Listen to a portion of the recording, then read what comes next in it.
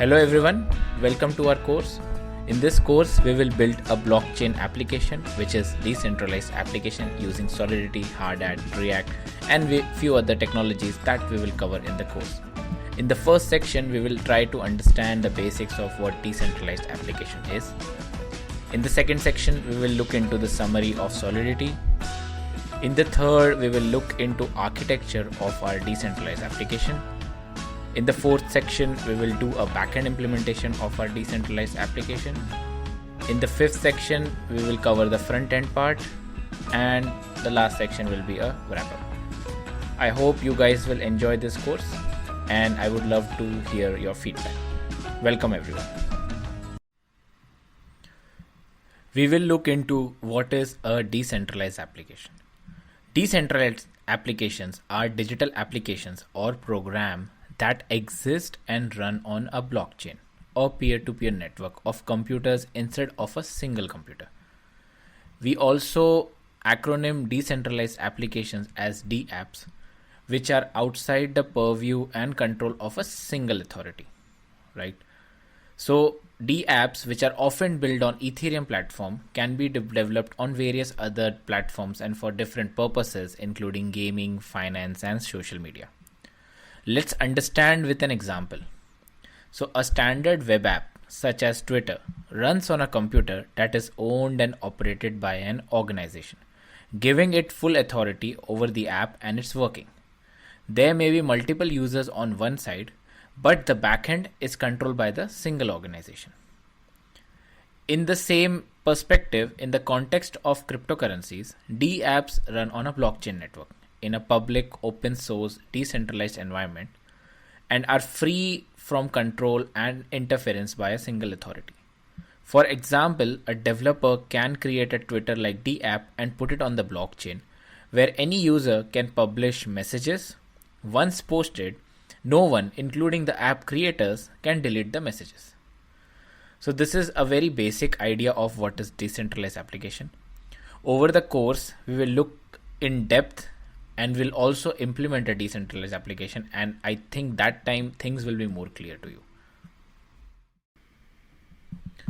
Now we will look into tech stack for this course. So on the left side, I am presenting all the backend technologies that we'll be using, and on the right side is our front-end technologies. So on the backend side, obviously we'll be using Ethereum Blockchain, right? As we will be pushing our code and also our things to the blockchain when it creates a new block. Then there is a technology called Hardhat. It basically is a framework that provides us with a development environment to interact with Ethereum blockchain. Then we are going to use Alchemy. Alchemy is also an API. It provides API to hit Ethereum blockchain functions, right? We will go into detail in the past sections, but this is just an overview. Then we will be using ethers.js. It's basically a NPM package that again helps us with the connection between the front end and the back end. Then we have MetaMask. MetaMask is basically kind of wallet. You can assume wallet as your bank account where you store all the ethers tokens that you can use to then deploy your contracts on the Ethereum blockchain. On the front end side, it's pretty straightforward. I'll be using React, CSS and some HTML. Obviously, this course is mainly focused on blockchain and how we can implement a decentralized application. So my UI part will be very small and very basic, but it will serve the purpose. In this lecture, I want to introduce you guys to a IDE. It's a web IDE basically called Remix. So it's used to code Solidity. Now for this project, obviously we'll be using our editor like Sublime, Atom, and then we will be deploying our smart contract using command line. But just to give you a recap of Solidity, I'll be using this Remix IDE. Now this course obviously requires you to have prior knowledge of Solidity because I'm not gonna cover everything from scratch, but I still will go over some important concepts that we might be using in creating our smart contract later in the sections. So this is the IDE. I will share the link in the video description below so you guys can follow along. Now, in this lecture, we will start with our contract coding. So, in order to do that, we see a folder called contracts here. I'm gonna create a new file, say test.solidity. So the extension of solidity file is sol, and then we'll be creating a smart contract here. Now the first line of solidity takes something called pragma. So this pragma directive tells the source code is written in solidity. Now solidity has different versions, right? So based on different versions, we are provided with different kinds of maybe methods, inbuilt libraries, and there are new modification and changes that come up with new versions, right? And a pragma directive is always local to a source file. So if you import another file, the pragma from that file will not automatically apply to the importing file. So the way we give here is, so this is gonna be the first line. So pragma solidity. So I will be using a version, let's say 0.88.4, let's say.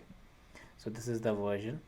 Now after the pragma, we actually can also import some files. So if I had some other dependencies based on some other source solidity file, I can say, so I can just do file name, and the file name could be anything. Right now I'm just a dummy file name, and we can import it like this. Similarly, there are some reserved words, as if you guys have a background of Python, Java, C++, JavaScript, any language, we see that there are some words or letters, I could say word, yeah, which actually have reserved. For example, in C++, there is something called go to. So go to, even break, continue, these are like the reserved keyword. So we should avoid using them, right?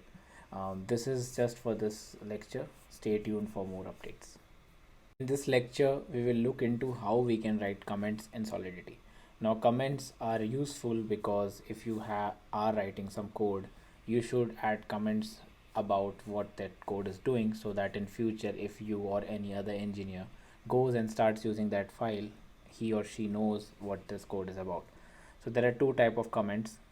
If you are familiar with C++ and Java, they also have similar kind of comments. So one is single line comment. So in that case, you do double slash, and then you can say this is a single line comment.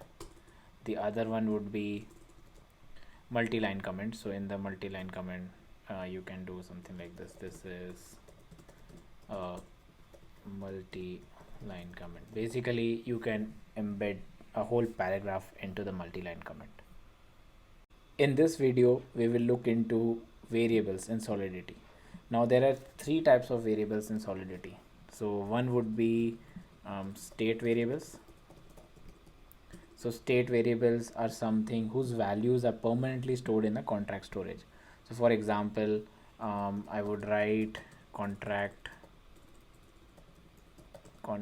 let's say test,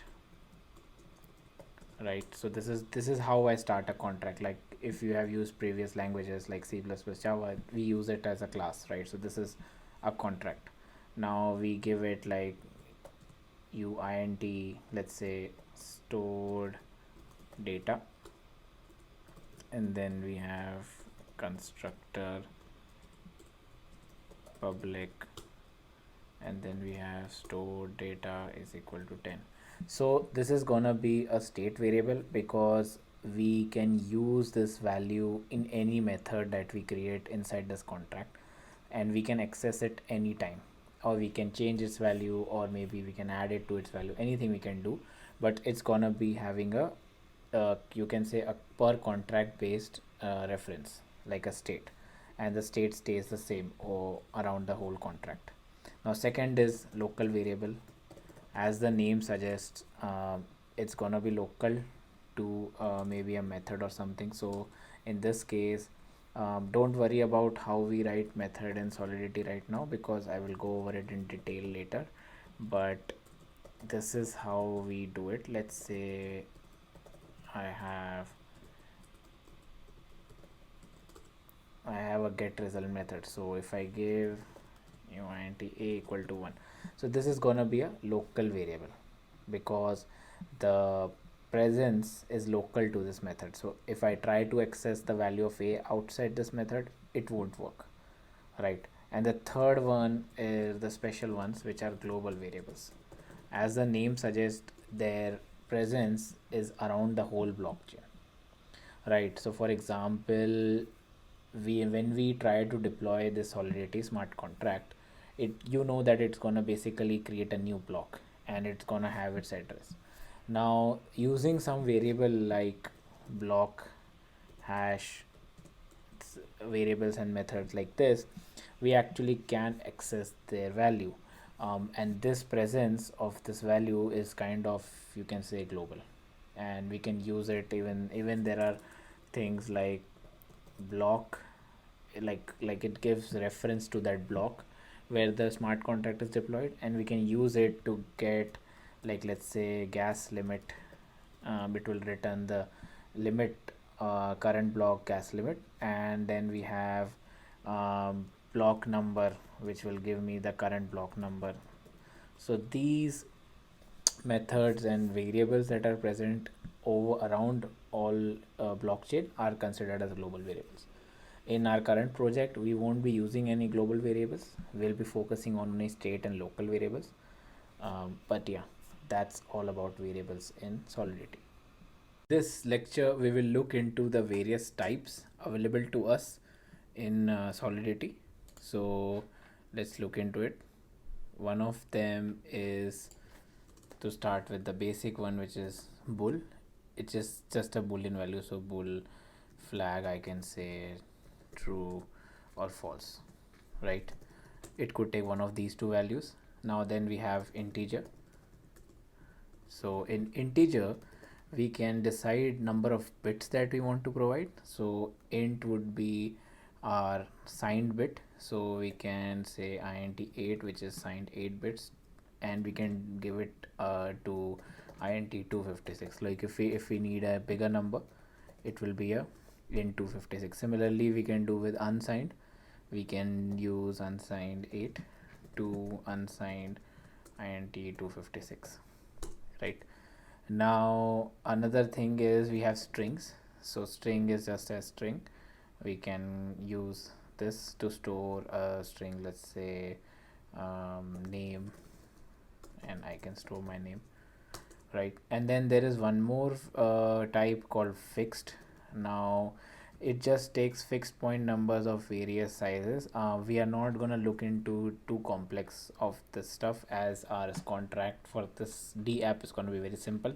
So let's keep our domain, stick to these types. There is one more type which comes handy, which is address. This is a address field which we can use, and it stores up to 20 bytes of data. So this address could be used, let's say I have my wallet. So wallet is like, as I said, it's like, think of it like a bank account where you have all your ether, like ether token stored. So let's say I want to access my wallet in this contract. So in that case, I can use a variable address, let's say my Coinbase wallet, right? So I can just give my Coinbase wallets, and then it would be I think something like some 0x hexadecimal, and then there will be some stream of numbers that compensates for the 20 bytes of data. Now I can use this Coinbase wallet to get my balance and other things stuff, right? But yeah, these are the basic types that we have available in Solidity. In this lecture, we will look into operators. So what kind of operators are available to us? Before moving forward, let me go ahead and show you what the operator means. So let's say if it's 4 plus 5, or like a simple expression. So in this case, plus is basically an operator, right? Now the first type of operator that is supported in Solidity is arithmetic operators, right? So these are plus, minus, division, multiplication, modulus, plus plus, minus minus. The second type would be our comparison operator. Comparison operators include equals equals, like during our conditionals, not equal to, greater than, less than, greater than, equal to, all those which are available to us in other languages. Then we have logical operators, right? When we use if conditions, you must have seen we use and or logical not, right? Then we have bitwise operators. Bitwise operators would be bitwise and, bitwise or, XOR, you know, left shift, right shift, and so on. And then we have this one, assignment operators. So we have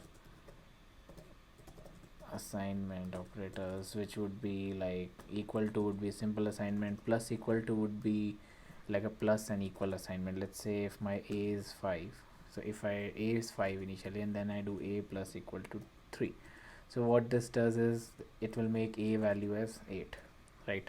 So these kinds of operators. Similarly, if we have minus equal to, divide equal to, multiplication equal to, modulus equal to, right? And the last one would be our conditional operator, which is more like a ternary operator. So in ternary, what happens, let's say if condition true, then do true, else false. So anything in between after question mark is something happens if this condition is satisfied, else this condition is satisfied. Now obviously I want to cover one more thing in this lecture altogether, which is like our conditional stuff, right? So conditionals would be like if else and else. So if you have a background of JavaScript or any other language, we have this conditional, like if something, else if something else, something like this. So this is what we have covered. We have covered operators and conditional statements in this lecture. This lecture we will look into different looping statements available to us, because there are times that when we need to loop through some data structure like array and then take out our values or do some computation on it, right? So the first one is while loop. So while loop is something like if while, let's say if I decide int n is equal to 10, so I do while n is greater than 0, just to print, like in this print is not there, but let's do something like n minus minus. So this loop will work till the value becomes 0, right? In do while, we have do while loop where we do something, and then we have something like while n greater than 0, and in this we do n minus minus. So in this case we are checking the condition little late, right? We are doing something first and then we are checking the condition. Similarly, we have for loop, which is the most simplest of all loops. So it's like for I and a I equal to 0, I less than n, I plus plus, and then here do something with I, and obviously my n is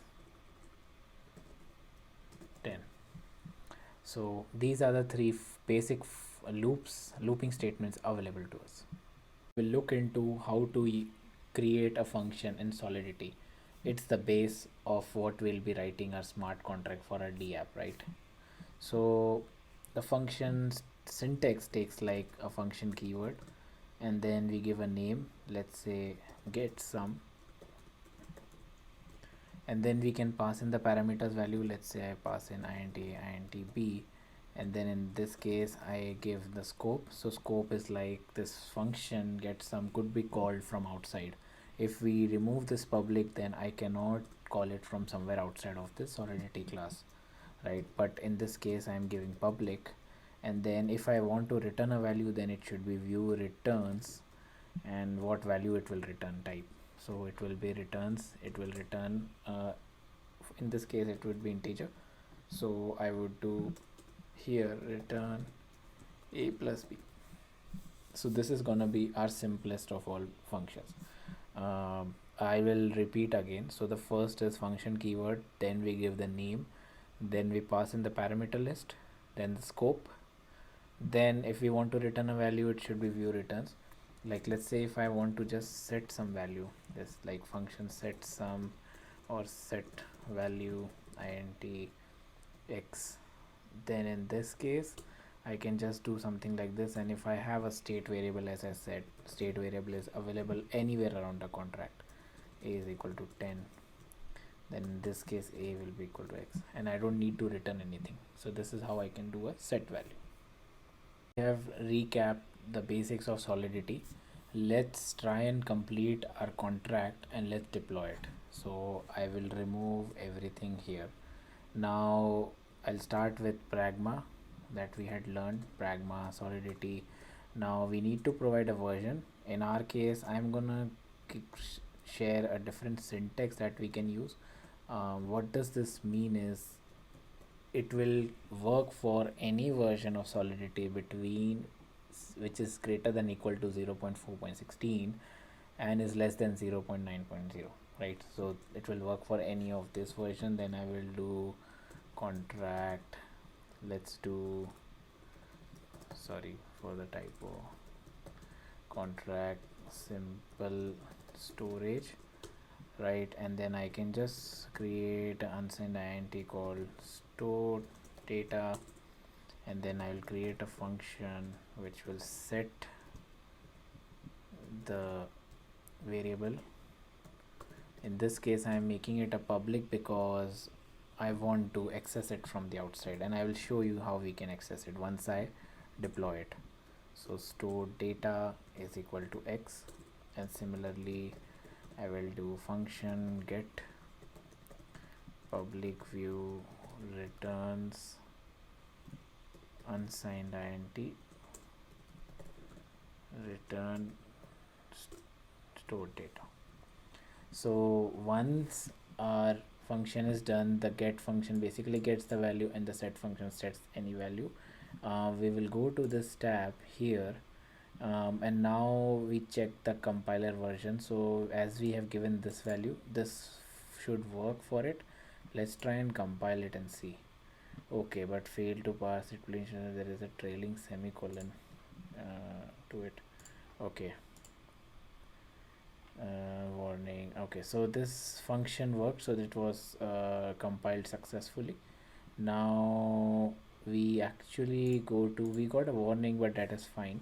Now we actually go here. Now Remix provides us with some dummy accounts which has some dummy ether values, because when we deploy it to Ethereum blockchain, because the blockchain mines and creates the blocks for us, it takes some computation power, so we need to pay some fees which is called gas fees, and this gas fees will be taken out from this account. So in our case this is a dummy value, so it's fine.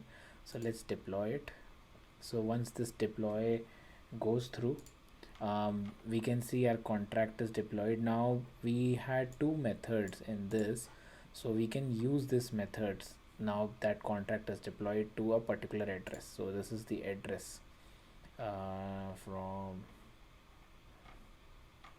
execution gas hash decoded logs. Yeah, so this is our address where our contract is deployed.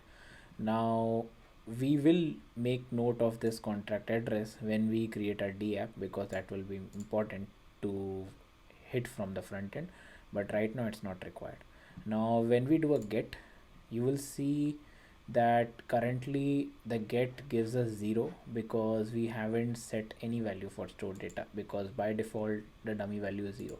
Let's set this value, and when we do a set, it will actually create one more transaction and it will take some gas fees out of it, but it will set the value to 10. Now if I do a get, we will get a 10, right? Similarly, if I do 100 and I set it to 100, you see every time I do that there is a transaction happening. Like the status, the from is our contract address to a new transaction, and then the gas fees. This is the execution cost, transaction cost. And if I do a get, so get won't take any extra gas fees, because get is just fetching the value from block. Anything that has to create a new block in the blockchain will take some gas value. So if I do a get, it's gonna be 100. It's just a call. So yeah, that's all for this one. We did see how to write a small contract, a basic one. We compiled it and then we deployed it. In this lecture, I want to discuss what is a contract ABI. So before that, contract ABI basically gets created when we compile it, right? So it basically has, you can say, metadata of the contract. Now, contract ABI basically stands for Application Binary Interface. It's the standard way to interact with contracts in the Ethereum ecosystem, both from the outside of the blockchain and for contract to contract interaction. Data is encoded to its type as described in the specification. The encoding is not self-describing, thus requires a schema in order to decode. Now, in order to understand all this jargon, let me copy this, and if I can just paste this here. Yeah. So if you see this metadata, it basically tells what all things are available for our contract. Now, when we deploy this contract, now we gave this as public methods, right? Now we know we need a way to access it. So outside world takes this data in account, and then it makes a call to one of these methods. So in our case, you can see the inputs, the name is a get method, and what it outputs basically this type. State mutability is a view and is a type of function, right? Similarly, we have a name of set, so it's a set method. It basically takes what inputs, it takes this input, this one doesn't take any input, and this one doesn't output anything, so it is output empty. So yeah, in short, basically it converts all of this smart contract into this format, and this format is then used for the outside world to access this smart contract. In this lecture, we will talk about MetaMask. So, what is MetaMask? MetaMask is basically a crypto wallet. In short, think of it as a bank account where you store all your crypto tokens, right? So, this MetaMask basically will provide you with some address. That address, think of it like a account number.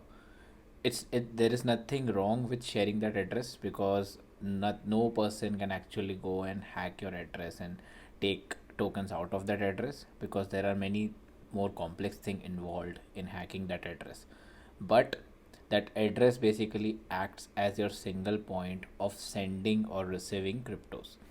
So for this app, we actually need MetaMask, which is a crypto wallet.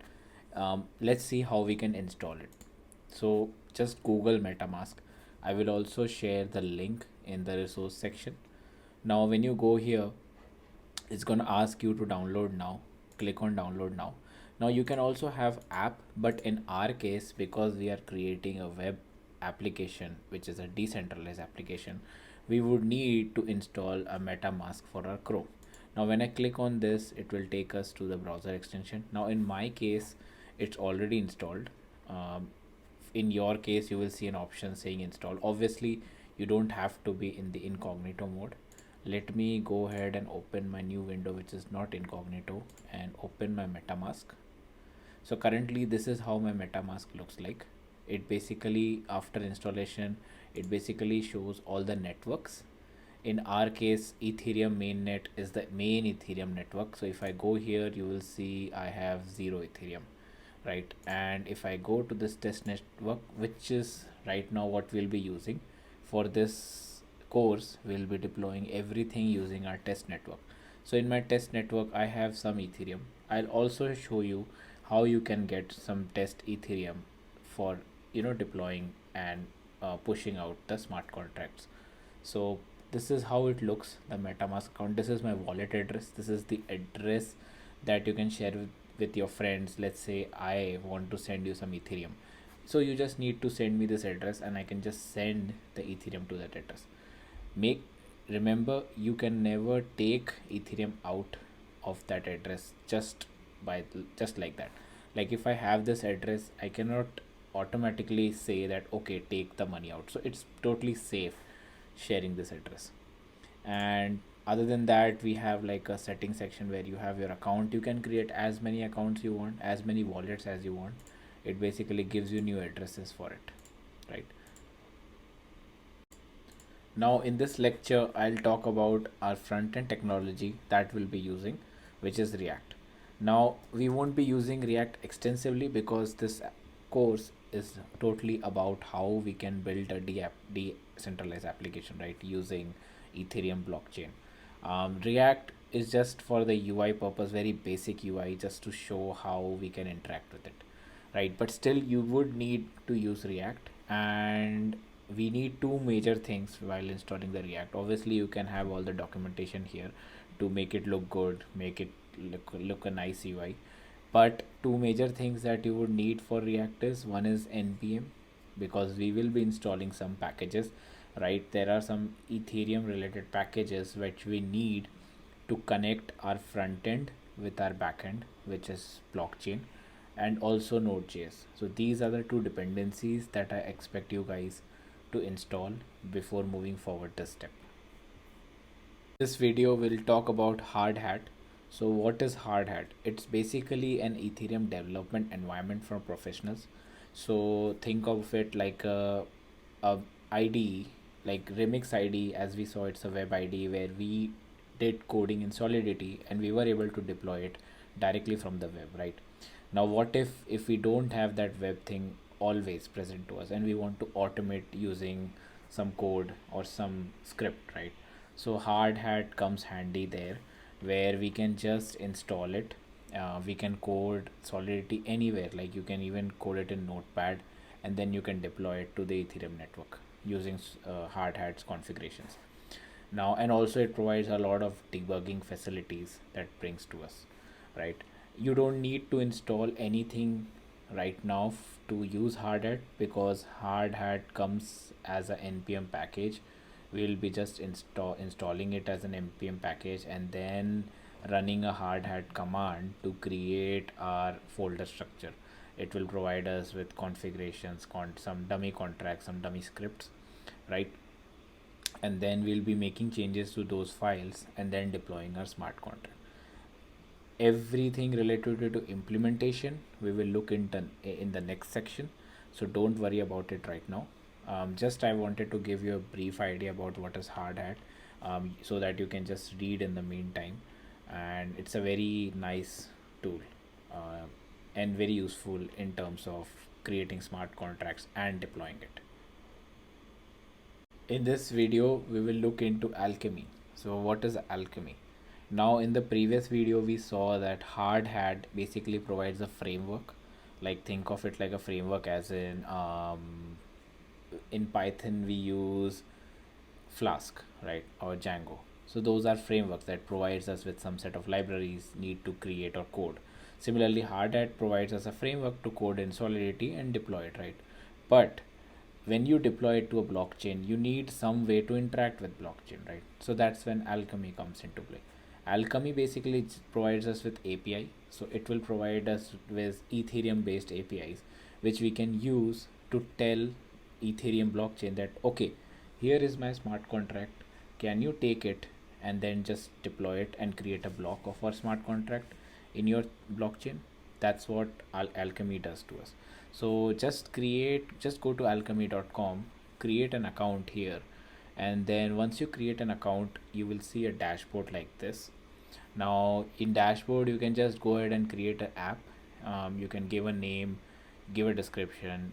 Remember to use chain as Ethereum, because we'll be deploying it in on Ethereum blockchain, and you can select the network as the Ring B. So mainnet is the main Ethereum network, but Ring B is the test Ethereum network, because before pushing our things to the main network, because main network will require us to use real Ethereum, which means real money. We don't want to risk our Ethereum directly on the main network, right? So it's better to test it out first, that okay, the flow works, and then we can deploy it in main network. So we will be using Ringkey network here, chain as Ethereum. And then when you create an app, that's when you will see apps like this in this dashboard section. And if you click on one of these, or you just need to do view key.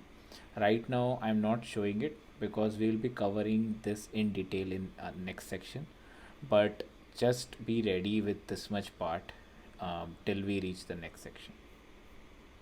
So now we will look into the high level architecture flow of our decentralized application. So as you can see, we have one, two, three, four, five parts. So as a backend engineer, think of this person as a user also, right?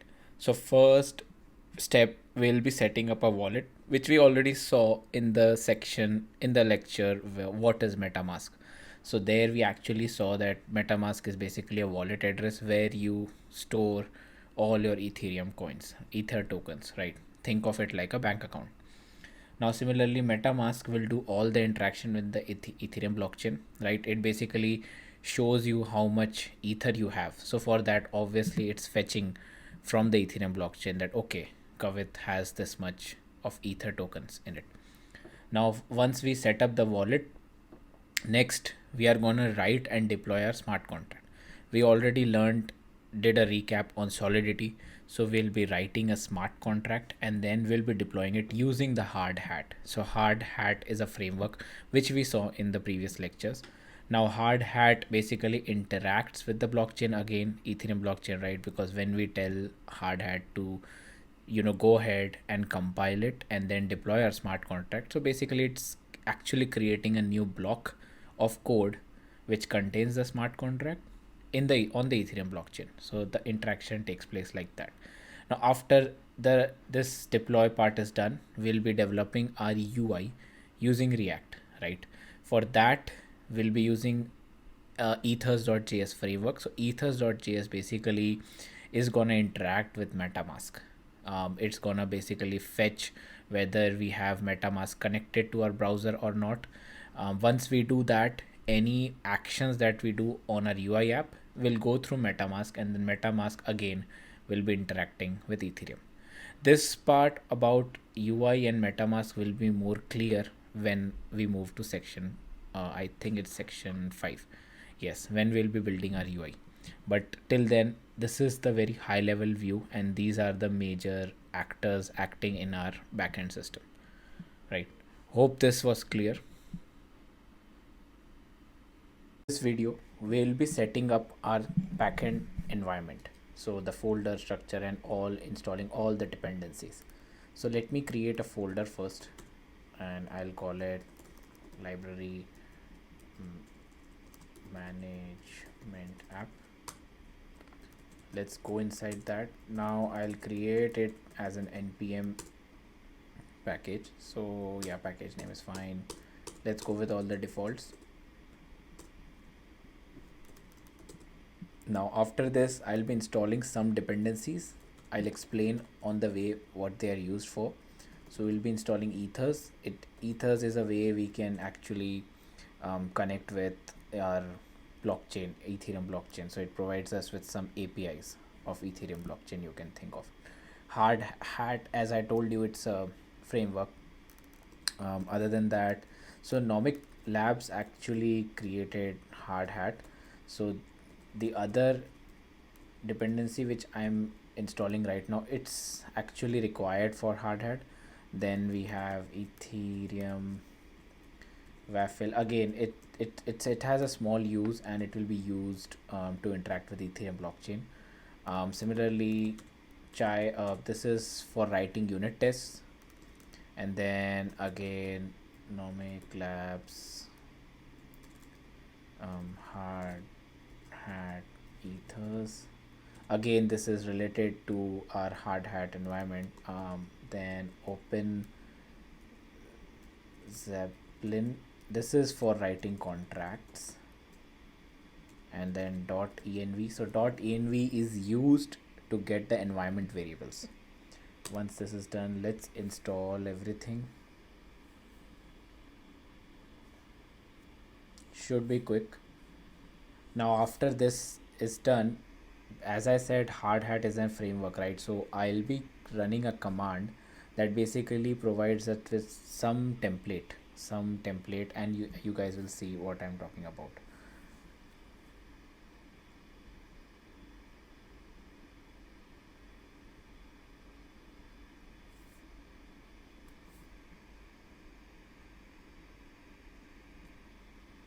Okay, so this is done. Let me run npx Hardhat. So this is gonna create a new project for us inside of our folder. I'll be doing a basic sample project because it provides us with all the folder structure that we need. um, Let me actually, once this is done, let me open this in text editor Atom.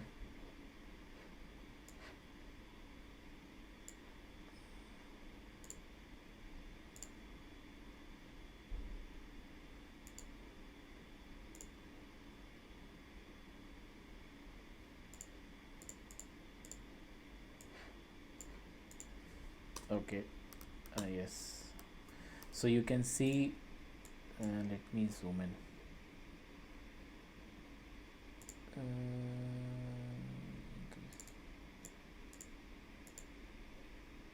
Okay, so basically you can see we have contracts, we have scripts, and we have tests. So this is where unit test will go. The contracts folder will contain our Solidity contract, and the script is what we'll be using to deploy. I'll be writing all of these, so don't worry. But these are the files that are important to us, along with hardhat's config.js, because this is where we'll be telling, okay, use our Alchemy key and use our wallet key, so that when we deploy the contract, it needs to pay some gas fees for the contract to be deployed to blockchain. And this is the config file we'll be using. So now that our structure is ready, we are ready to code our backend structure. Now let's start with our coding of smart contract. So let me go ahead and create a new file called library.solidity. So this will be our smart contract. Now, as we had learned, we'll actually start with our pragma command. So pragma solidity. I'll use version this one, and then contract library. Okay, so this is like our starting of the contract. So we have specified that we need to create a contract called library. Now before moving forward, we need to decide what fields our library will have. So obviously the app that we are trying to come up with is a library management system, right? So in that we have books, so there are many books, and we need to manage that. Okay, this is the name of the book, this is the year it was published, what's the author name, and whether I complete reading it or not. So this library management system is just for me. Like, I will keep track of what all books I have completed reading, or what all books are still left to complete. And I can add new books also, like, okay, I bought a new book, I want to know and track, okay, this is the book I'll be reading in the next week. So I'll mark is finished as false for now, because it's not finished. So these are the fields that I need to track, and obviously a unique identifier for each book, so which could be ID. We can use ID, string name of the book, um, integer year, in which year it was published, string author, and we can do finish. So finish will track whether I completed reading it or not. Also, I'll keep a private variable called book list. This will basically act as a memory, for the smart contract for all the books I have read till now. Mapping to 56, and this one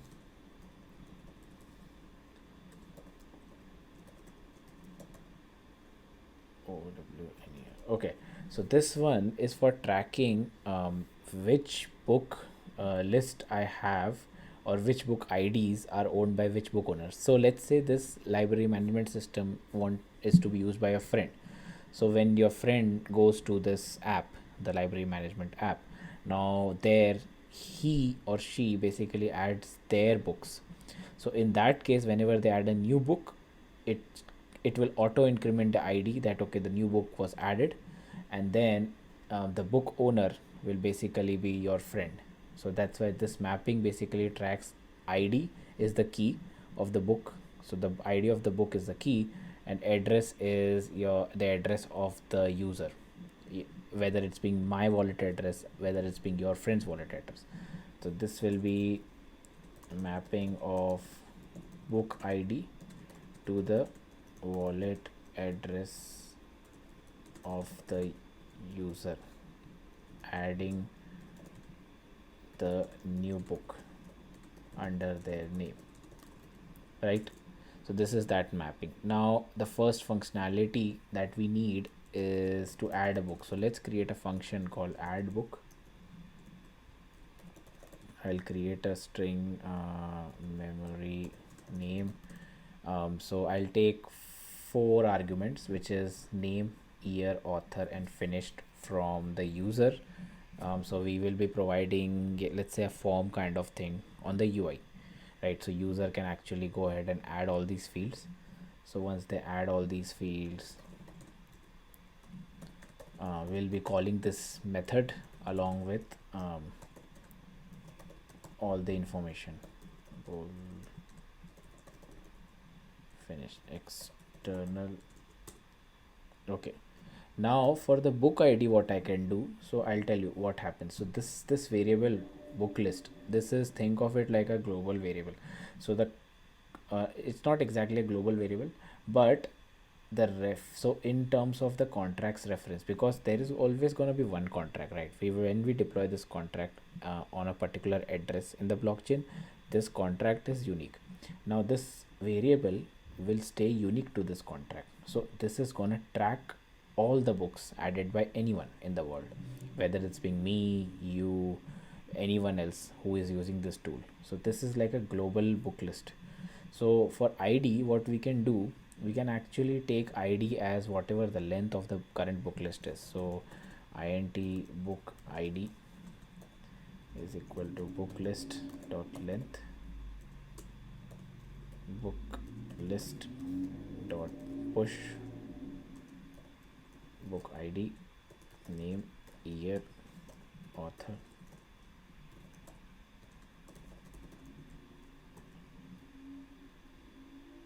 Correct.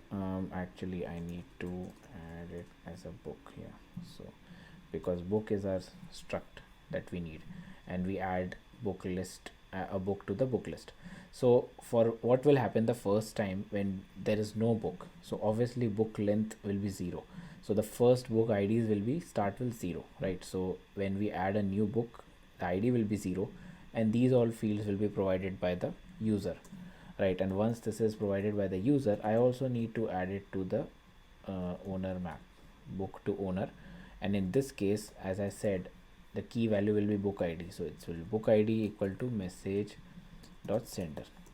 Now if you remember, in the Solidity section we were looking at variables in Solidity, and we were talking about some global variables. So this acts like a global variable. So this message is provided to us from the Solidity, that okay, whoever sent the message, their address is associated in this field. So we know whoever actually went ahead in the UI and added all the fields in the form, and then they get a pop-up saying okay, this is the gas fees, do you want to go ahead with the action? They press on submit, and as soon as they press on submit, this field gets added with their MetaMask wallet address. Right now you can say that what if someone is not connected their wallet to the UI. So on the UI we'll be adding a check that first connect their wallet. If their wallet is not connected, they won't be able to use our functionality. So but we will take care of that in the other section when we'll be creating our front end. Now once this part is done, we will call a emit method. So this is also an inbuilt method of Solidity.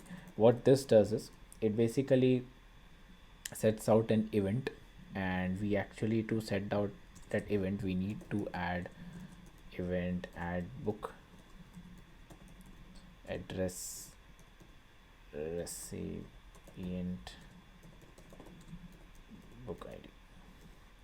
So basically what we are doing is, anyways we are adding this to the global book list that is unique to our contract, but in order to create and track it in a blockchain, we'll be creating a block. So the new block will basically have only two things: the tuple of recipient address and the book ID, because we only care about that. As once that block is added, we are sure that okay, it was created, and then we can use that. When we create our get method, we can actually use it to fetch all of our add books. Now this add books adds as a, you can say, um, like like a ownership kind of thing, that okay, this was added as a block, and now we know that okay, who is the user, who is the owner of this book ID, and what's their addresses. So this add book event basically goes ahead, creates a new block in the blockchain with this two information saying, hey, for this book ID, create a tuple for this address. So that tells the or our app, like if in future, let's say I go ahead and say, or someone tries to go ahead and complete, say okay, let's make some changes. Obviously this app is not gonna harm anyone, but let's say if someone wants to change some information of the book that I had added, they won't be able to do it, because the tuple actually takes care of it, saying that okay, your recipient address that I have on my blockchain doesn't match with what you're trying to do. That means you are not the owner for this book for now. So this operation won't happen. So similarly, we need this one. So this basically event takes care of creating a block in the blockchain, and emit add book basically tells to call this event. So this is our add book function. In this course, we will build a library catalog management system. Let me quickly go over what exactly this project will entail. Our app will basically keep track of the owner of each book and whether they have finished reading the book or not. Very simple application. For example, we have three users: user A, user B, and user C.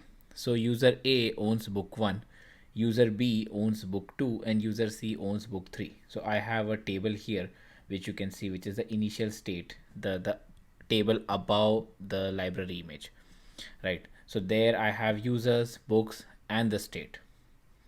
So initially when they issue the books for each user is in unfinished state. That means that they haven't started reading it yet and they haven't completed it. Once they have read the book, they can go ahead and use the app to mark them finished. So for them, the book is complete. So basically we just are creating a library catalog system like this. So the table at the bottom, you see the state at the end is true for all of them, which is like they all have completed reading the book. So we'll basically use Ethereum blockchain to keep track of this image, or sorry, keep track of this information. So any book, whether they issue, then we create a block in the Ethereum blockchain. As soon as they finish the book, we create another block in the Ethereum blockchain saying, marking that okay, the state of the book is true, that it is finished. So this is a very simple application that we'll be using. Our motto here is not to create a complex application. We just want to understand the basics of how we can use React or any other front end to connect with Ethereum blockchain.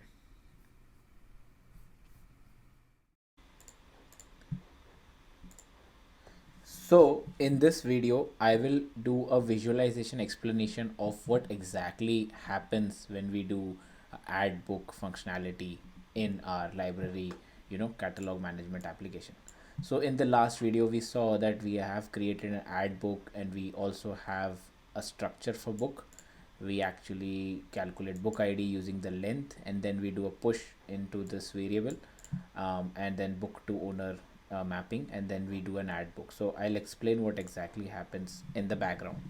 So let's assume that this is our blockchain. So the Ethereum blockchain currently exists, right? This is the block that currently exists. Now when we deploy our smart contract, think of this as a smart contract block. So this goes and then this gets added here, right?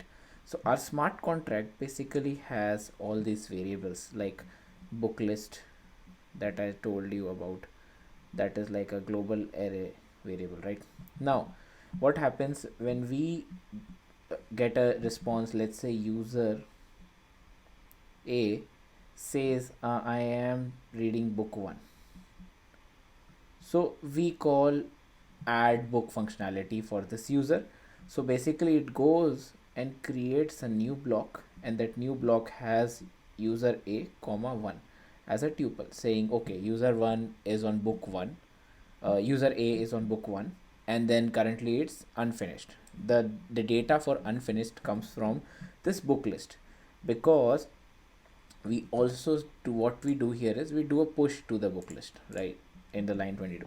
So our book list actually has an array of book, and that book is taking id 0.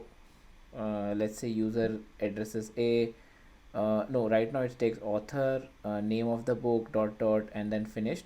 And we also have a map variable, which is what is it called?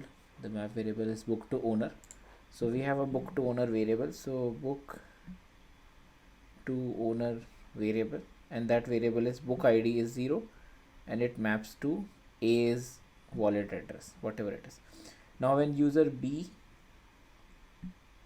comes in with saying hey, I am actually reading book 2, so we create a new block, so in the blockchain, to keep the record. So it's book user B reading book 2, and then the book list gets added with another book. It says here id will become 1, and then book name would be whatever, and then the mapping in case of sorry, it will be 1. 1 maps to B in the map, which is here book to owner. And this is how everything works right now when we do an add book.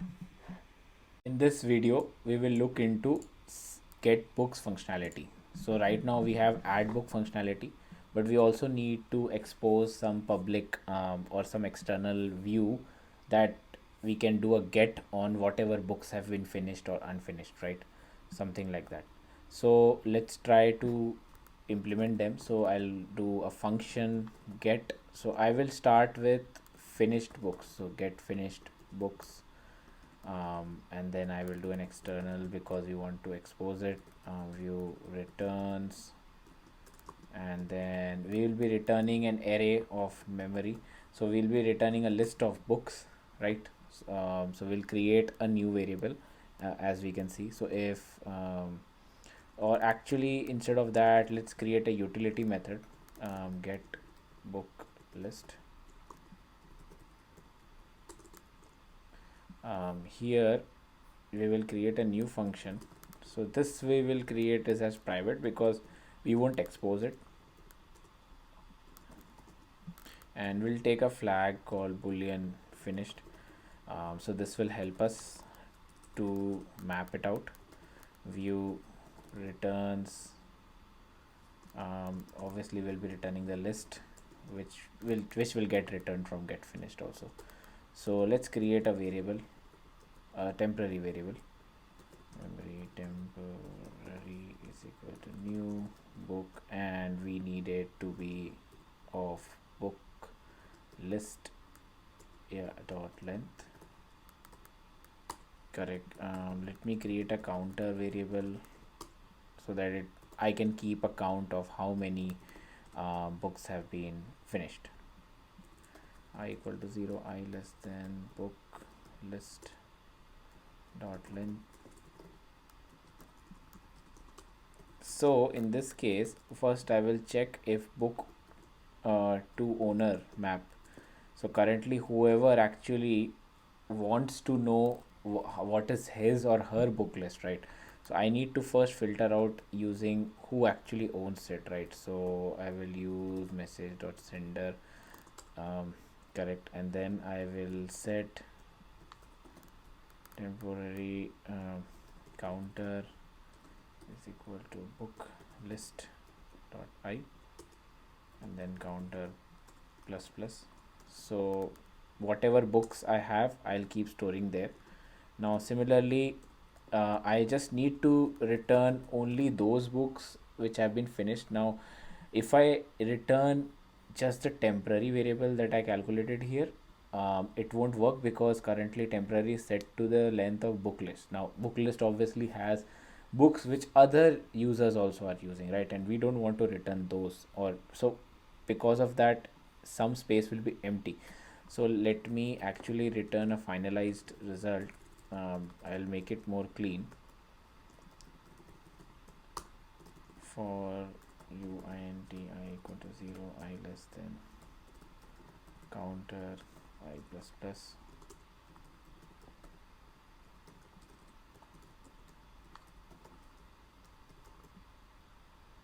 And then I'll do a return result. Correct. So this will return me the result. If I have created a utility method, let me also create a function for getting unfinished books. External view returns book memory, and we can just do return underscore get book list false, right? And it's done. So I'll go over it again. Let's say I call this get finished books, so it will pass in as true. I'll create a temporary variable equal to the book list length.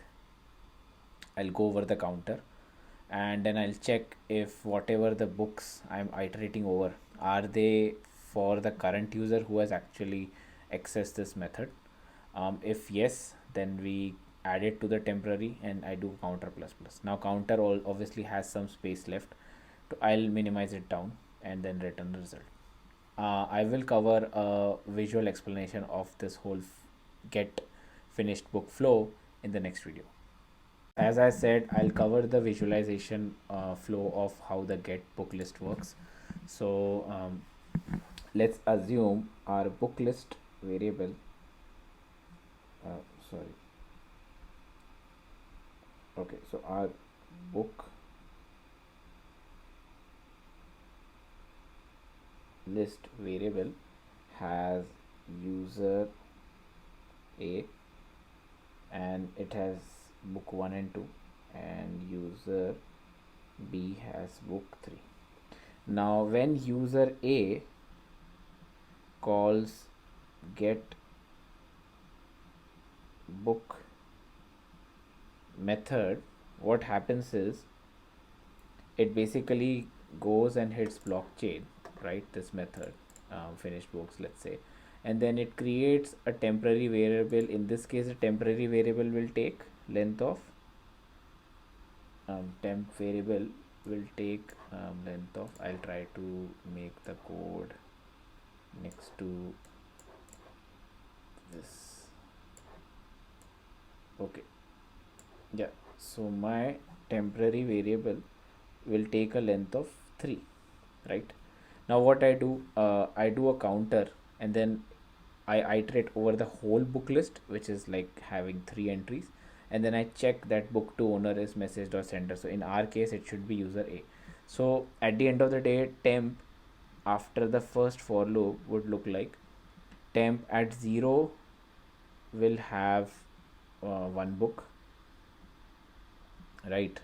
So it will have book 1, and at 1 it will have book 2, and the third place, because sorry, in the second index, because I have created temporary of length 3, this will be empty because user A only has 2 books, right? Now what will happen in case of the next for loop? The next for loop basically checks that the counter value is, for in our case, is 2. So we create a new array result, and we just create result of size 2, and then we return books 1 and 2 in our array. and that's how the get book list this thing is working. There was an error in the get book list. I actually wasn't making use of finished variable.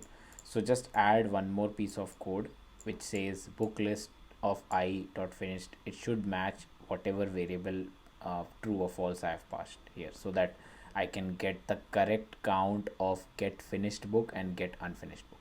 Now in this video we will look into our last function for smart contract, which is function set finished. So we need a way to tell user that okay, they can now go ahead and mark it as finished, because that's our main goal of our uh, library content management application. So it should be finished. We pass in two variables saying unit book id and book finished. So what happens here is, by book id, we will check whether the sender is the correct person who is trying to do mark it as finished. And once that person is correct and we know that, we'll actually mark it as finished, and then we create a new block in our blockchain saying okay, this thing is now finished. Because in blockchain we need to create a new block for every write that we do, right? Read doesn't require creating a new block. So because get doesn't require creating a new block, we don't have to pay any gas fees. It's free of charge. But when creating a new block, it takes some mining and effort and resources. That's why we pay a gas fees. So now here also we'll emit a set finished event, like just like the add book case. And let me create a new. Okay, so this looks good. If the book owner of this book id is the person who has clicked on the button, then mark it as finished, or whatever value we pass in this case. Obviously it will be true from our front end, and then we emit the event, and then we mark it as, we can create an event here, set finished.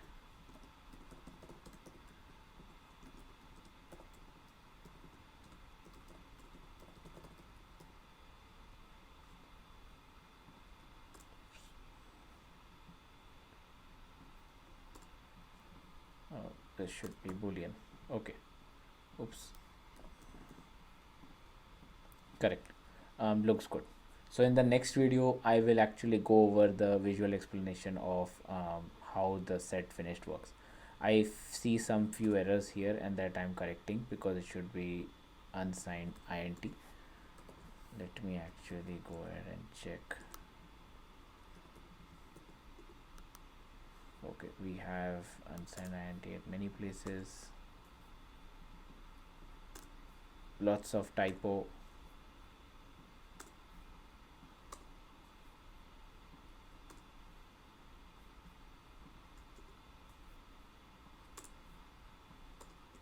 Okay, so it's fixed. Cool. In this video, as I said, I'll go over the set finished functionality in a visual way. So let's see. So let's say user A has book 1 and it is marked as finished as false, right? So user goes into the UI, presses the button, and that button basically triggers. So this is here the button in the UI. It triggers a smart contract code. So that code will be this method that we have here, right? So this method, what it will do basically, it will check whether for the book ID that we pass along, whether it's equal to the sender of the message or not. If it is, then mark it as finished, and then push a new block to the blockchain. So it's like the book ID, let's say, is 1. So obviously the sender of the button click is user A, so and user A owns book 1. So we will go ahead and mark the book as true. So it will create a new block. So this is our previous block. So this will be the new block, and new block will say true, and for the book ID 1. So this is the information stored in the new blockchain. So in this video, we will look into writing a JavaScript code that will actually use to deploy our smart contract. So we see that there is a folder called script that was given to us by Hardhat. If you remember when we had created this project folder using the Hardhat command. Now I'll go here, click on new file, and then I'll create a file called deploy.js. Okay, now once we have here, we'll create a function called const main. You can name it anything that you want, and it's going to be a synchronous function because deploying the smart contract to blockchain is asynchronous. It takes some time and we don't know how much time. So we create a constant contract, a variable called contract factory, and then here, if you remember, we had installed a dependency called ethers, so we'll use that to get contract factory, and then whatever is the name of our Solidity file, which is library. So when we run this deploy script in the Hardhat, it knows to see the contracts folder and then look for the library contract to get the contract factory. Now once we have that, we get the contract to deploy. So we'll deploy that contract, which is sorry, contract factory dot deploy. Now once we deploy, we'll do an await on the contract dot deploy, right? And then we'll do a console.log saying contract deployed at or deployed to, and then we'll do contract dot address. So this address that we will print to the console is very important, because using this address only we will be able to hit the functions that we created in the smart contract using our front end. Now to run the main method, we would need something, right, that actually calls this. So we'll do an await on the main. We'll do process after the main part is complete, just exit out, and if we catch any error, let's print it out.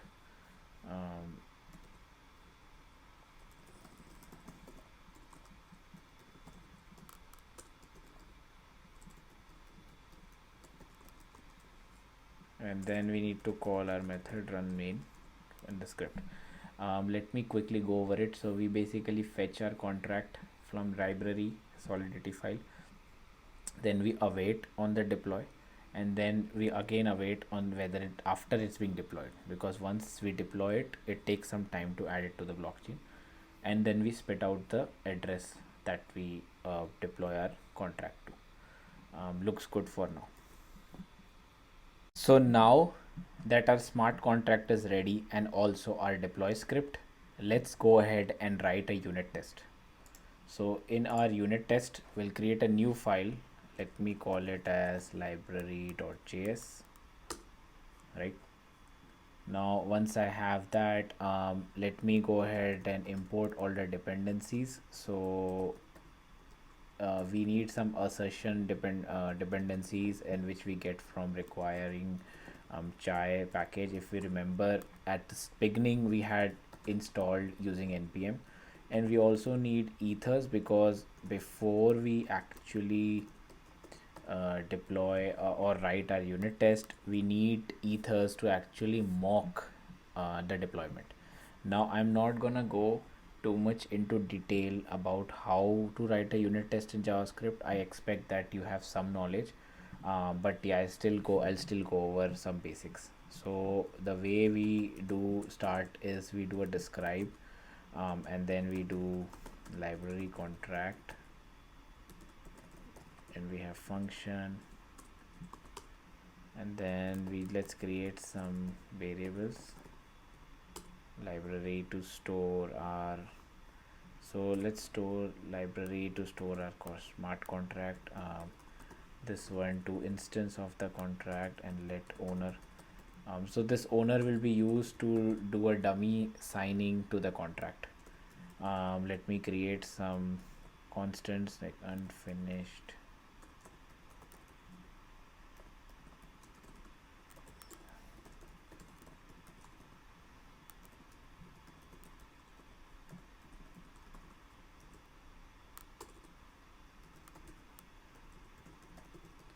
Unfinished book list also, because that's the variable, if you remember, we are using inside our smart contract.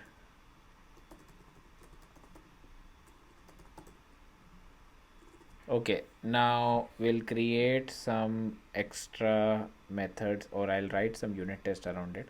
Now, before we go ahead with writing unit test, there is a functionality that we use, which is known as, sorry, this should actually end here.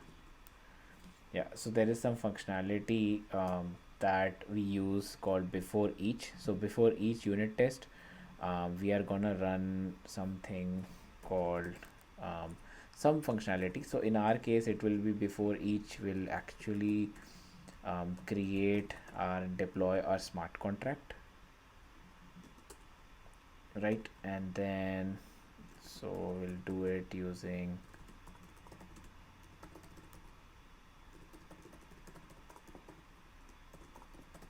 this is same as what I wrote in the deploy script.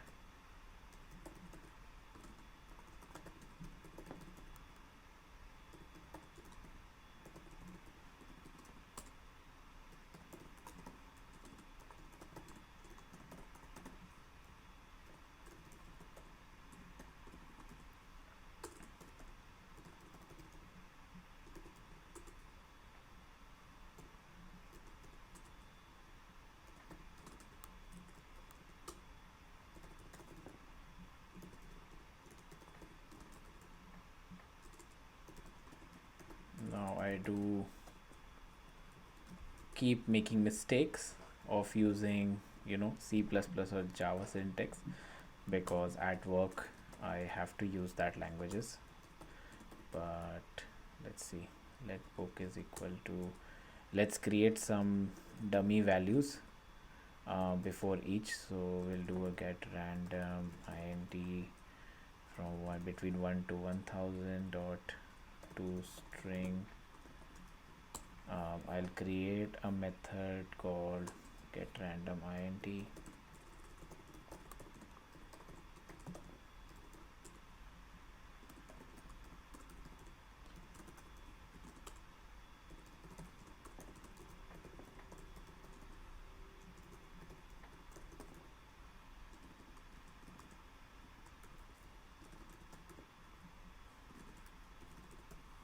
Okay, so I do return that, and then name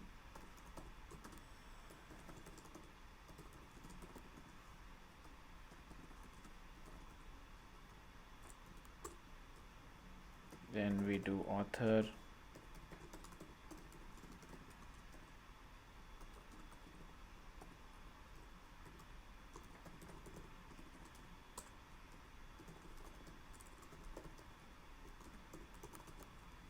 and we do a false.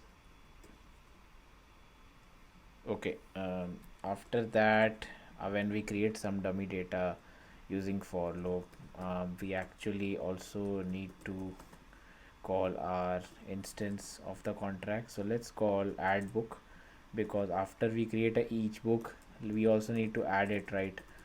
So that the book list has that data. um,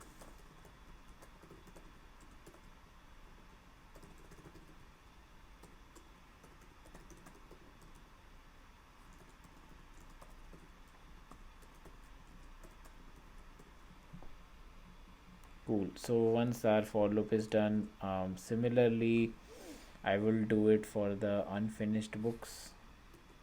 Sorry, this is for the unfinished, so I'll do it for the finished book. So I'll just change this to finished book. Yeah, so which is number 5. So there will be three, sorry, there will be 5 unfinished books and there will be 3 finished books. So once this is done, we can actually begin with writing our each test case. So we do write each test case under this describe. So this describe is, you can think of it like a group. Now in this group, because it's a library contract group, I'll have maybe 4 tests. So what I can do, 4 tests: one would be about adding a book, one would be about setting the finished books, one would be about getting the finished books and getting unfinished books. So we can have that add book.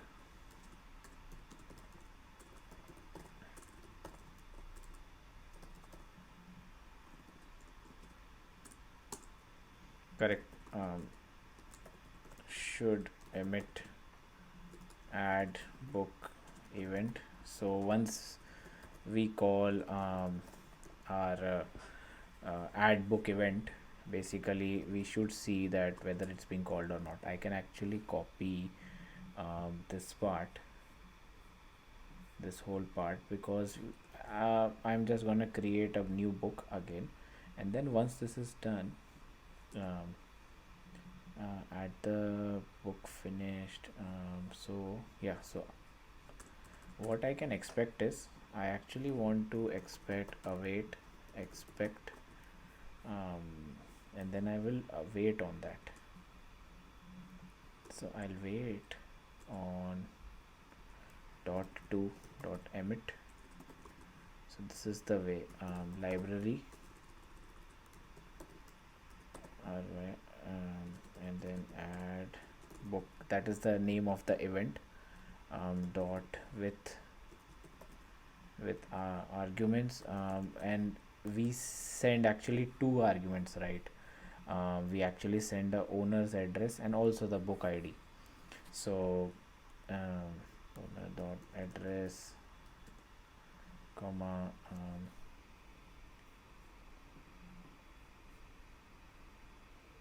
yeah, and also yeah, we do send that with our this, and then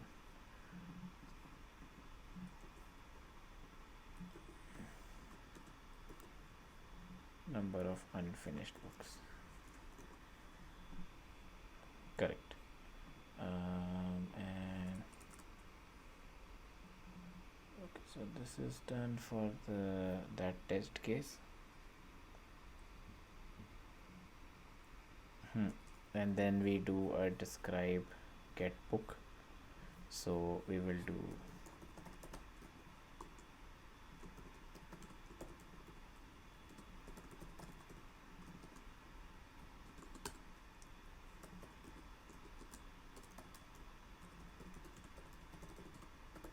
the correct unfinished books.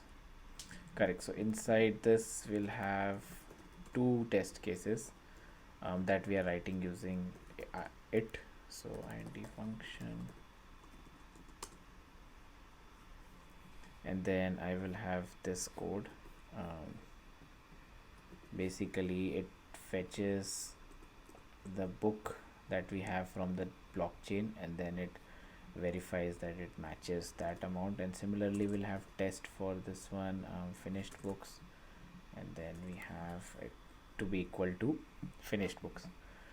Then I have 2 methods: verify this thing, book list, and verify not. So that is for verifying whether the each book is having it or not. So I'll just share it here. Okay. Yeah.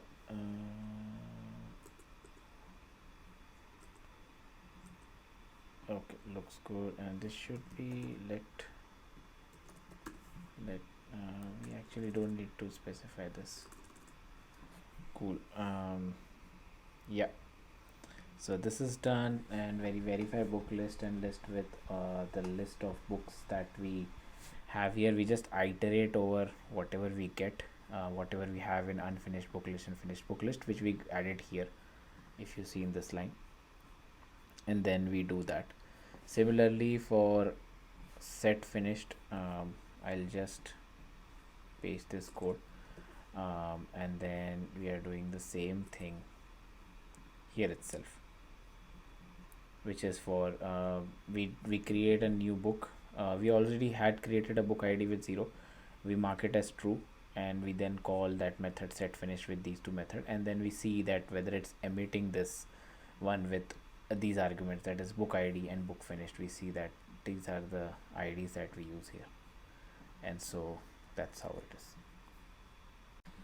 So now we are gonna run some unit test and see whether it passes or not. So I have made some changes to library.solidity file. So make sure that this S is caps. I had made some typo. We should have a plural function name as getbooks, and this should be length. After that, I also made some changes to this unit test as well. Do feel free to copy it from the GitHub link that I'll be sharing in the resource folder. So you have the correct unit test file.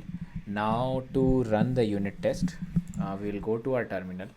We'll run npx hardhat test. So what npx hardhat will do, hardhat will go in the test folder automatically and run all the tests that we have. Okay, before that, let's get rid of this sample test we have, because we don't need this. Delete it. Okay, now library.js, if we see, we have one IT unit test here, one here, one here, and then one here. So we have 4 unit tests, and each unit test has a description because it's under a block, a separate block. Now when I run this, we should see all the 4 tests should pass. Okay, so we see that under library contract we have add book, and add book has 1 test, get book has 2 tests, which is for the unfinished and finished books, and set finished has 1 test. So this is how we do a unit test. Unit test gives us a confidence that our smart contract that we have written is correct, doesn't have any compilation errors, and also the functionality is working for each and every function. So it will easily work when we connect our front end with our blockchain. Now that we have created our config file, we just need to run one command to deploy it to Ethereum blockchain, which is hardhat run script. What is our deploy.js is in scripts, deploy.js dash we give them the argument network rankeby. Let's run it, take God's name, and hopefully it runs fine. Once it does that, if it's successful, it will spit out the contract address. It takes some time, and also if you see, once the contract is deployed, if you go to your MetaMask, you will see that the Ethereum has deducted. Some Ethereum has automatically been deducted because it took some gas fees in order to mine this block where we need to deploy smart contract. Now we have our contract ready. Just copy paste this address and please store it somewhere, because we will be needing it in our next front-end development section.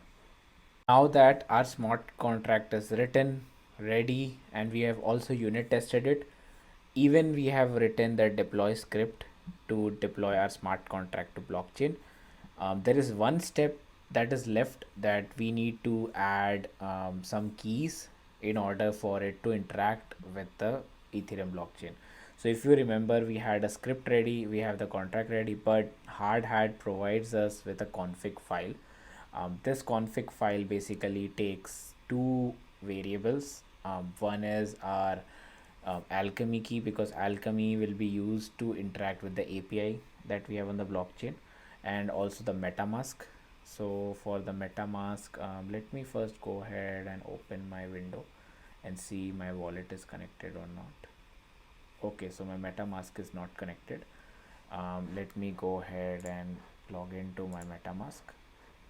Now we will be using our Rinkeby test network, so we'll go to alchemy.com. We go to login. Let me log into my Alchemy account. I think I am logged into my this place. Login. Okay, awesome. I am logged here in. So you just go to apps, you go to create app. Now I already have created a new app, which is like environment, could be development or staging. For me it's a development environment, and just choose the network here. So let's go ahead and do that again.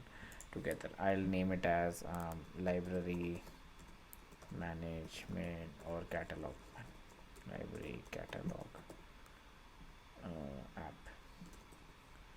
Environment is fine. Chain, we need Ethereum chain, and network, click ring B because currently we are just testing it. When we need to use the mainnet Ethereum, we'll use this. We do a create app is created. We can go to the dashboard, we see it here. Now when you click on view key, it will provide you with a key that you can use to interact with the ring B test network, right? Now I'm not going to reveal it here, but this is what we'll be doing. Now we go to our editor. Before making changes, I need to Hardhat config, we create a new file which is known as .env file, because we will fetch our keys from the environment variable. Now I go here, alchemy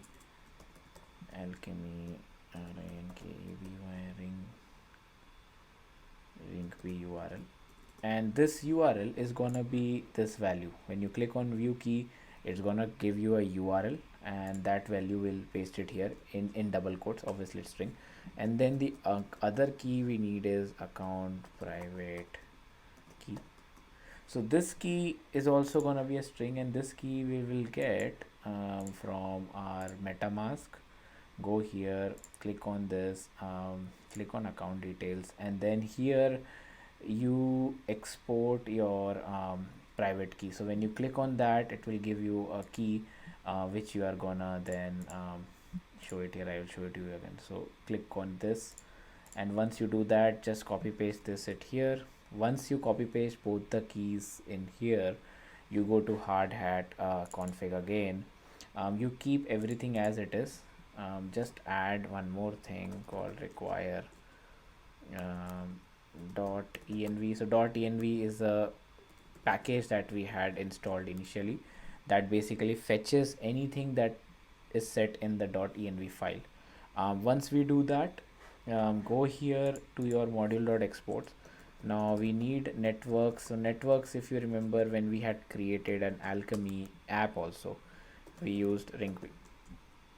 Now these parameters Hardhat easily understands, so no need to worry about that whether we can use this or not. Process dot the URL will be this value, and similarly accounts will be your account because it needs to know from which account to take the gas fees. So I go here, the account private key. Now our configuration is done. In the next video we'll just go ahead and deploy our contract. Hopefully everything works fine, but this is what you need to do for now. So now that our backend is ready, let's go ahead and start with our front-end development. So the front end is not going to be CSS heavy. It's going to be very basic. As I said, that we need to focus on the blockchain technology, and we are learning that technology in this course.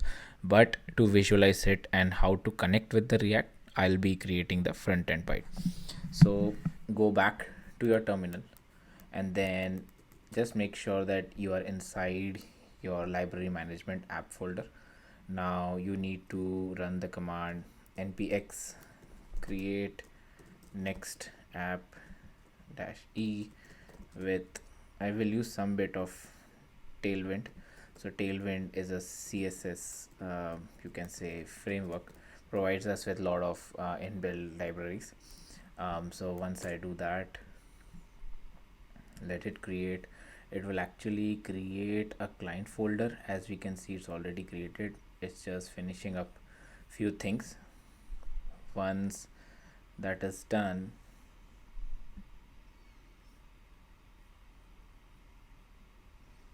okay, it will install the packages. So now we need to do one more thing. I will go inside cd client, and then here I need some other dependencies. So I will do npm install. I need Axios because we'll be making asynchronous call to the blockchain. Ethers again to interact with it, and I think that's all. So let's go ahead with that. Cool. Now, one thing to remember here is, if you remember, we had deployed our contract and we had saved our contract address, right? So we would need to use that. So we'll create a new file called config.js, and there we can add this code: const contract address is equal to, and then we go ahead and copy this here, so we can export this and import them in other files and use it. Now it's done. One more last thing we need to do here is code inside the client. You can create a utils folder, new folder utils, and I will tell you what we need here. So you remember in previous section we had covered a part about what is ABI. So in short, I told you that ABI is basically anything but some basic metadata. So for example, when we deployed our contract, it Hardhat goes ahead and creates a JSON file, and this is that JSON file. It has all the metadata that we need. So this tells us that, okay, this contract has, let's say, add book event, it has set finished event, it has add book function, it outputs nothing, but it takes input as this. So this file is important because from the front end side we'll be importing this file, and front end will know that, okay, these events and these functions are available from our smart contract. So using the address, we will basically hit all of these endpoints. So just copy this and go to utils and just paste this here in the utils section, right? Once that is done, so we have the ABI, we can actually run this app and see how it looks. It has started. Let me open my browser and go to localhost 3000 and see, this is the default UI app that we see. We have connected to MetaMask also, so we'll come to that point, but this is how we have completed our setting up our front end environment. Now let's go ahead with our front end development. Now I will do a skim through because I won't be coding everything from scratch. I'll only cover the main important parts because I expect that you are proficient in React and any other front end technology. And I won't be going over CSS and other thing because our focus was majorly on Dapp and how we can connect our front end with the decentralized application. Right now, let's get started. I will get rid of all this code here. Because we don't need it. So let me get rid of everything inside the return, right? And then also I will import some things. We can actually take this out. I'll do import use state because we would be needing some variables. Use effect from React.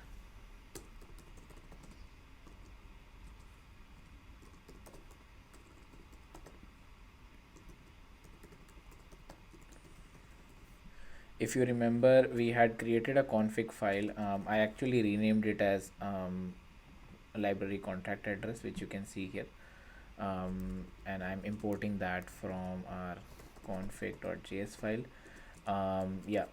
We actually started updating index file because that is what our focus will be in this lesson. Now will import ethers because we need that from ethers. Now this is a TypeScript, so make sure your React syntax might not work. Axios.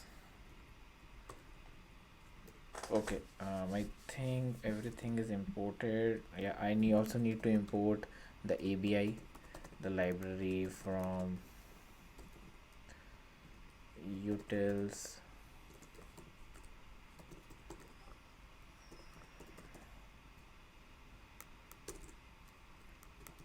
Import Now I'll be creating two components. One would be display our book container where all the books are present, and then inside that each book, how is it present. So I'll quickly create two files.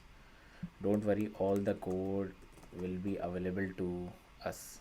um, Pages, components, yeah, and then inside components I will have book.js. Right, let me go ahead and copy paste this because you won't be coding this. This is gonna be very easy one. Right, then book is done. Then I need another one as book container.js. This is also pretty simple, very straightforward, just mapping through all the books and then displaying them out. So we do import book container from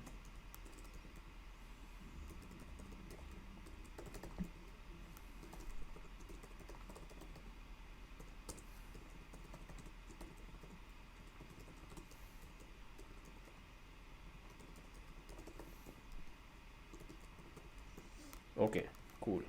So now that we have I'll go ahead with our main implementation of use state. Now I'll be using some states that I am printing here. So I think one method. Before that, let me add everything that is in the UI, and I'll quickly go over each and every method that we need to cover. Correct, so we'll get some errors, that's fine. So now this is our UI that we'll be returning. Now we need current account. For current account, what we do here is we'll create a new method called connect wallet. So let me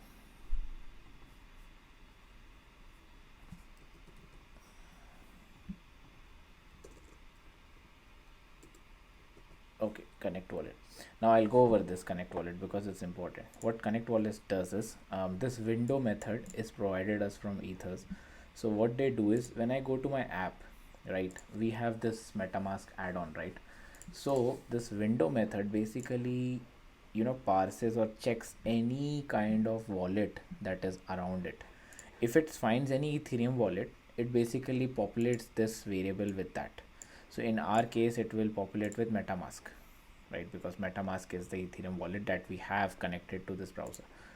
Now once that is done, obviously if we don't have MetaMask, it will display MetaMask not connected, but if it does, then we check whether it's the Ring-B chain ID or not. So in that also we are making sure that once you open MetaMask, there are many networks that you can select.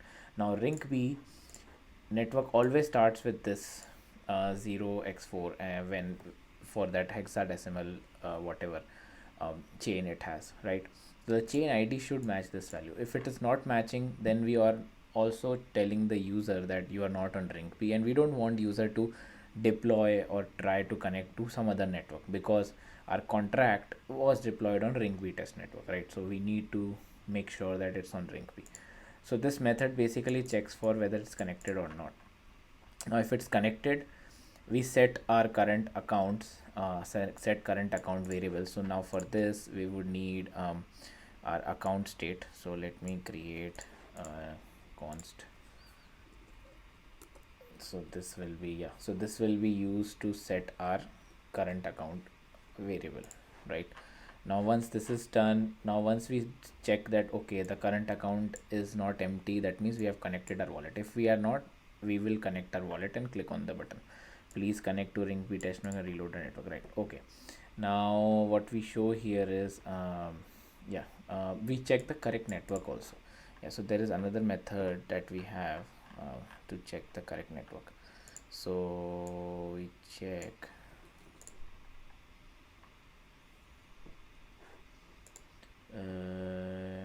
correct network, yeah, wallet connected.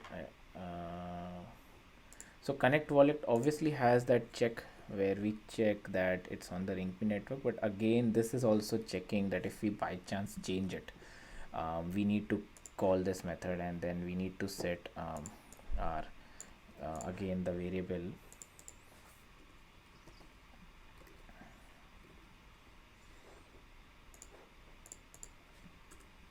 Okay, so we have connected. So this basically checks the correct network, that okay, we are on the ring B test network or not, and this basically checks whether we are connected to wallet.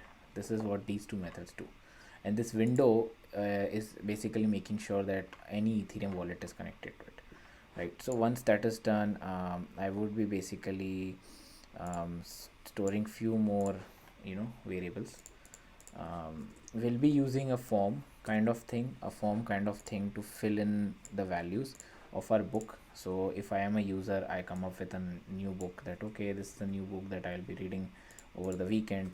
Let's go ahead and add it to my library. So for that, I'll be storing these variables, right? And we have a form here. So we have a book finished flag, we have all the fields: book name, book author, book year, and we do a submit book. So that will be a method. So we need to create a submit book method. I'll quickly go over it, what it does. It's a very straightforward method. So once we are here, style from cannot resolve style, that's fine. We'll make sure that these errors are gone. Now for the submit book, what we do here is, when we fill up the form basically sets all the values, right? So if you see here, let me go. If you set, it will set a book name, book author, book year, again book finish. So it does everything set, right? And we have everything here like as our variables. So once that setting is done, if we go to submit book, we can create a new book variable, and again we will check that whether we are connected to Ethereum. We see any Ethereum. Once we do that, we use ethers to use our web3 provider method. This is the method, inbuilt method, and we pass them the our Ethereum object. So this is the Ethereum object that we get. It has everything built in MetaMask. Now it basically spits out the provider, and also the signer. So the signer, it's not important to right now in this case to know what the signer is, but we need to do this method because the signer value is what we pass to the ethers contract. Because ether, we need to fetch the contract basically, because the methods of add book, getting the finished book and setting the finished book are in our contract, right? So we need to contract. Once we have the contract, you just make a call to add book and done. So as soon as you make a call to add book, you actually, this will be obviously a synchronous process, but whenever we get a library object, we'll console that out here, and we'll also, if we get any error, we'll be logging it here. So that's all we do at this point with the submit book button. In the next video, I'll cover how we do the get, display the get, and also the set finished part. There are few corrections that I need to make. Basically in component, just remove everything here, and I just clubbed everything into one file, which is which is book.js, and we will just import that file only. So this file has everything, like it will display us with all the books and each book what we want to see, and the form is already present here. So we just need to import this book, right? Once this import is done, now we need to do a get book, because whenever we fill the form and click on the submit button, we also want to display the books that we have. Like we'll click on a button called get books, and it will get us the books that we own, right? So let's create another method for a get books, which will be something like this. It's again similar book that we have the Ethereum wallet. There is one more thing we need to await, as this is going to be an asynchronous add book. Okay, now when we do a get books, we basically do a connect. This code is similar, that we find the MetaMask wallet, we get our contract, and once we get our contract, we basically call two methods that we had created in our Solidity. I have console.logs here so that in the browser also we can see. But yeah, I get all the unfinished book, finished books, and then I display them, and that's it. I've set the variable. So basically this variable is what we do a map here, books.map. So when we do a get books, it is calls this method. In this method, then we set the books once we get all the thing, and then we iterate over this. In React, we know whenever there is a state management happens, automatically this code kicks in, right? So this is what happens. Now for each book, I'm also displaying a button. If the book is not finished, we'll display a button where you can click on that, and it will do a set finished, right? And if you remember, we had a method for finishing the book, so we also need a method that will do that for us. Like, it will go to the contract, and it will go ahead and then click on do all the functionality. Like in this case, it again checks for everything. Once the contract is there, we need to do an await here. We set it to finished, right? Once that set finished is done, we get the transaction. But at the end of the day, once this is done, if we again click on get books, our state will update, and we'll see that previously unfinished book is now finished. And this method and this method are gonna take up some gas fees. Just remember that. Let's try to run this code and implement this functionality.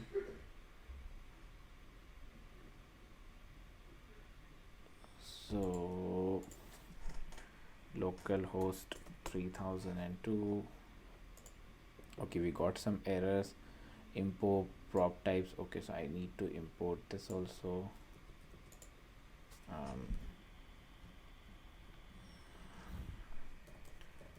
Npm install. Okay, let's run this. Oops, I think the port will change for some reason. Okay, it's successfully come. For some reason my ports are not working. Okay, awesome, so it worked. Let me open inspect element so that I have some console.logs here. Okay, so now let's add some book. I'll add a book, ABC. Book author is 123, or maybe let's give it legitimate name. Book name ICU. Book author James. Book year 2010, and the book is not finished. I haven't read finished the book, right? I'll do a add book. So you see this MetaMask notification came up to me. So this MetaMask notification is it's telling me that okay, you are trying to add a book, because adding a book, as I said, will add a new block to the blockchain, which will add some gas fee. So this much Ethereum it's gonna charge me, right? And maximum fees, it's gonna be this. Once I confirm this, the transaction went in. If I go ahead and open my MetaMask wallet, it's showing pending because it's taking some time. But once this thing completes, I'll get a confirmation message. This is the transaction data that we get, the hash of the block. I think it takes few seconds, and it was done. So we see it was done. Now once that is done, if I click on get books, I should print here, and I should see the books here. So you see I did a get book. ICU is the book name, James the book author, 2010. Let me zoom in. Oops. I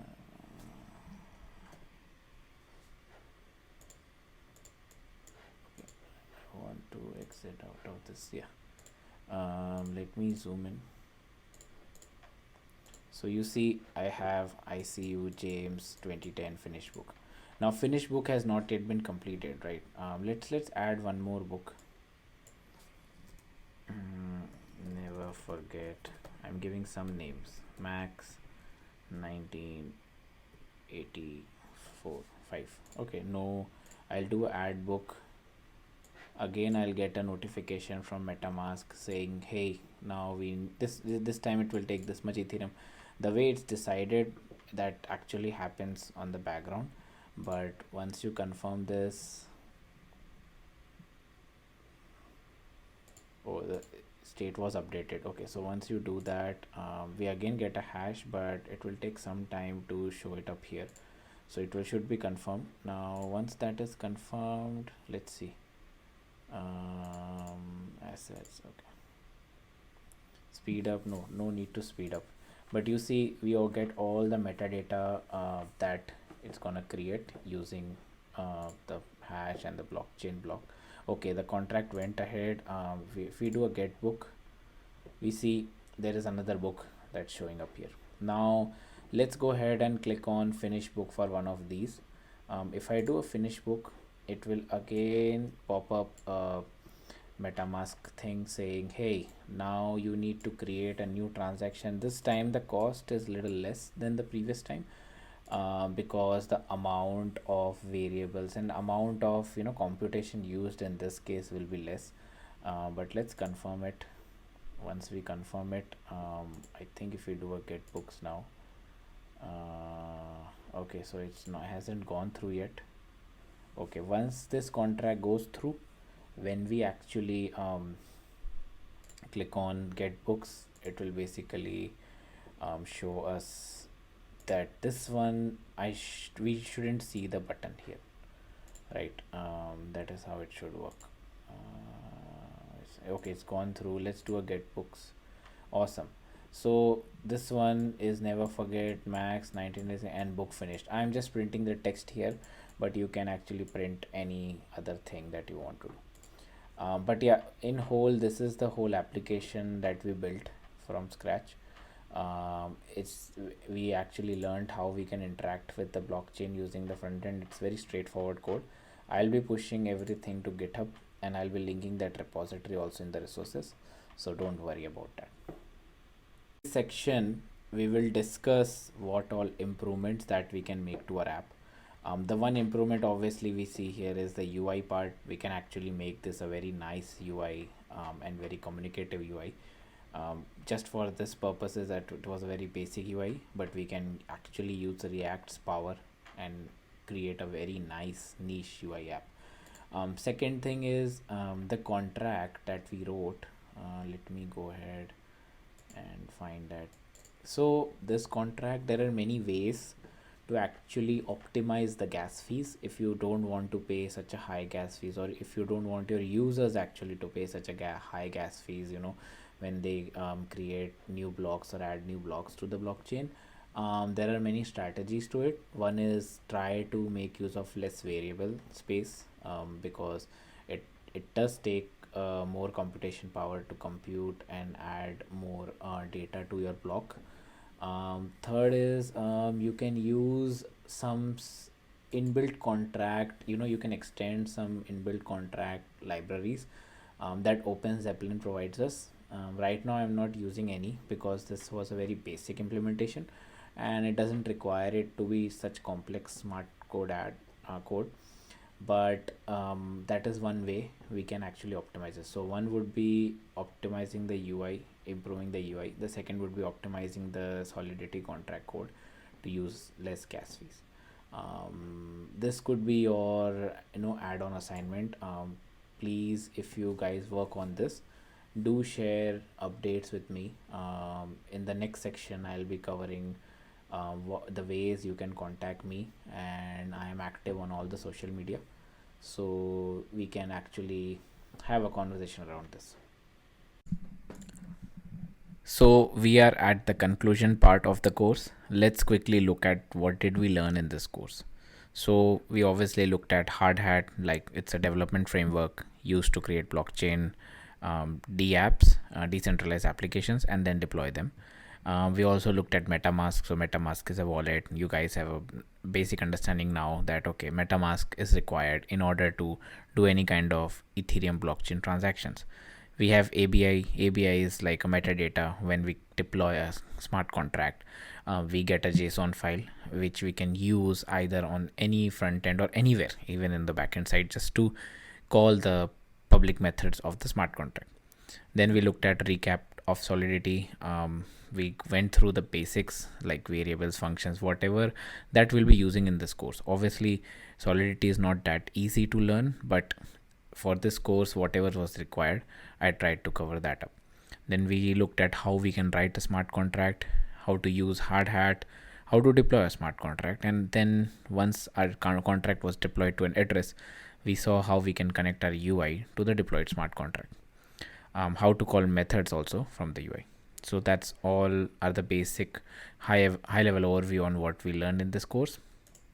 Now, in future, just connect with me. I'm available on all the 4 platforms. I will share the link in the description below, so you guys can have any questions, any comments. Like, I'll always up and active. I'll be happy to answer your questions. Stay tuned for my upcoming other courses. Let's learn decentralized application together.